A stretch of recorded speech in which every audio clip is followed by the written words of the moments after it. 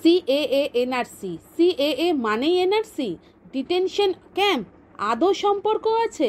CAA ও এনআরসির মধ্যে আসলে কোনো যোগ নেই। সিএএ হলো 3 দেশ থেকে আসা 6 সংখ্যালঘু সম্প্রদায়ের নাগরিকদের ভারতীয় নাগরিকত্ব দেওয়া।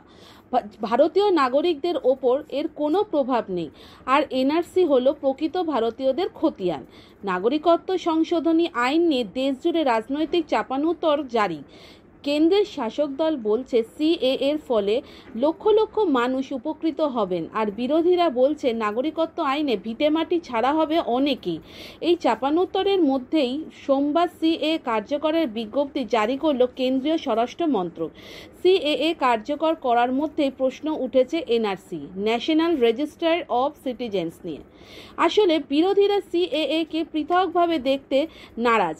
তাদের বক্তব্য, জাতীয় নাগরিক পঞ্জি বা এনআরসি আইন এবং সিএএ আসলে একই আইনের দুটি ধাপ। আদপে সিএএ এবং এনআরসির মধ্যে কি কোনো যোগসূত্র রয়েছে? সিএএ কি এবং এনআরসি কি, কি তাদের পার্থক্য? সিএএ কি? 2019 সালে সংসদে পাশ হয় সিএএ। এই আইনে ভারতের 3 প্রতিবেশী দেশের কথা বলা হয়েছে, পাকিস্তান, আফগানিস্তান এবং বাংলাদেশ।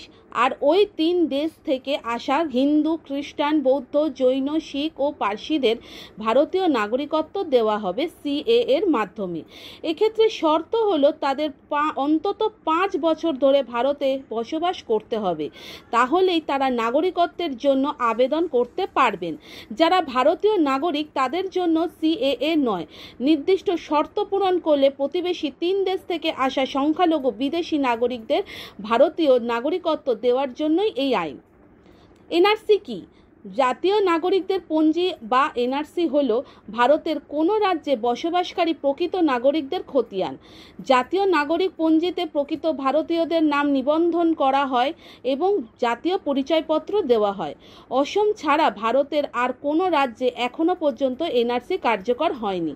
অর্থাৎ খুব ছোট করে বললে সিএএ এবং এনআরসি নিয়ে যে প্রচার করা হচ্ছে, যার মাধ্যমে মানুষকে বিভ্রান্ত করার চেষ্টা করা হচ্ছে, তা নেহাতই রাজনৈতিক স্বার্থ সিদ্ধির জন্য। ভারতীয় নাগরিকদের সিএএ এবং এনআরসি নিয়ে আতঙ্কিত হওয়ার কোনো কারণ নেই। মিথ্যের আশ্রয় নিয়ে মানুষকে অযথা আতঙ্কিত করা এই সকল রাজনৈতিক নেতাদের আসল উদ্দেশ্য।